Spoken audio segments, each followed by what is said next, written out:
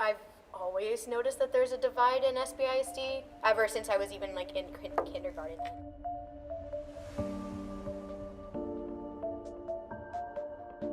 There isn't certainly a divide between rich schools and white schools. There's a divide between how much money goes into all of them. There's a divide into how the school board makes rules for the whole district, just because parents that go to the two rich schools are on that board, and I don't think there's anyone from the other two schools that have any influence to make any district decisions. And I feel like the biggest issue is not the representation itself, but rather getting people out to vote in the Springwoods and Northbrook community. The I-10 kind of separates the two. That pretty much splits the district in half.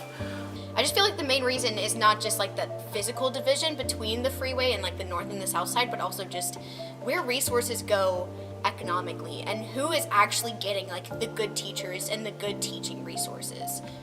Whenever it comes to like me talking to other colleagues from other like schools such as like Springwoods and Northbrook, a lot of them have always told me how much more difficult it can be to teach at schools like Springwoods and Northbrook, mainly because the task of getting a student to be engaged and involved is kind of difficult, and you have to put in more work towards like creating the sort of interest for them to have, or creating I guess the sort of commitment that students from like Memorial or Stratford are kind of like raised with.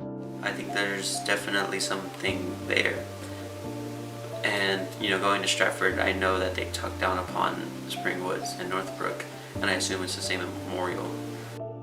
And it would be because of like the houses that surround Stratford and like how zoning laws work. The biggest difference is how the zoning has contributed to having students kind of like segregating them in a way to like their own specific like bubbles. We just have different communities, different neighborhoods on either side of the freeway. There's a lot more of that sense of community, while also there being a lot more resources on sides where you see schools like Stratford and Memorial as compared to places like Springwoods and Pine Shadows. And I don't think that means that the people over here are bad people. I just feel like there is like a big difference in who exactly is experiencing favoritism in SBISD, I guess.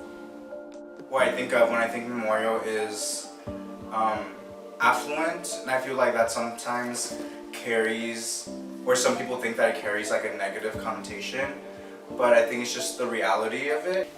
Stratford does have a pretty big fund for like the arts and everything, and I know like a lot of schools have trouble getting funds for that. Just getting all of, for example, free sheet music for choir, or getting a whole like 6 figures worth of renovations done to the Stratford Theater. I kind of took it for granted, and I didn't realize that it was because of the students who went there and their parents who would donate to that school. And I, now going to Northbrook, I know that renovations like that aren't possible over there. It's like school gets their funding from like property taxes. So a lot of the more expensive houses are like around it.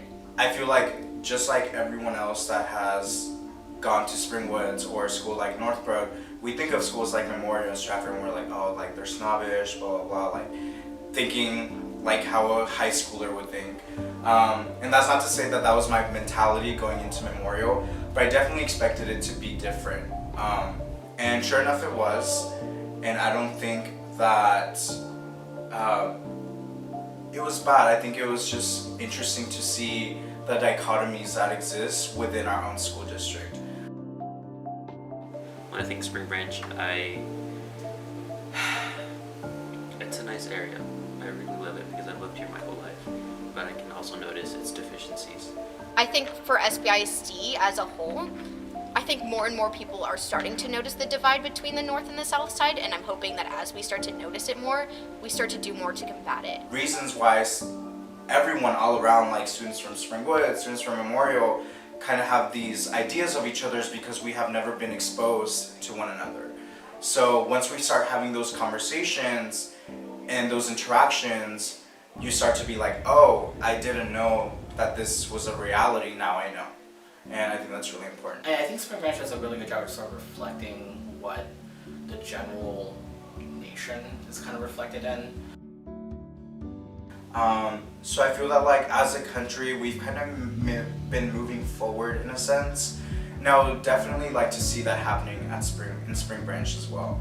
I feel that we have the capability, we have the leaders, we have the resources, we have the ways of implementation that can take us in a good direction. It's just about prioritizing where we should head towards and prioritizing the students and the community members that are often left behind in a lot of these processes that go on. We're starting to see a lot more conversations, a lot of people more active, and what that change will come about, I'm not entirely sure. I just think that there's gonna be more people involved in that discussion, which isn't ever like a bad thing. Everyone I know and everyone I've grown up with is here, even if they're on the other side of the freeway. Like, I know so many people from so many different like communities, and I feel like that's what makes it home. It's our differences that, while at times separate us, I think like truly bring us together.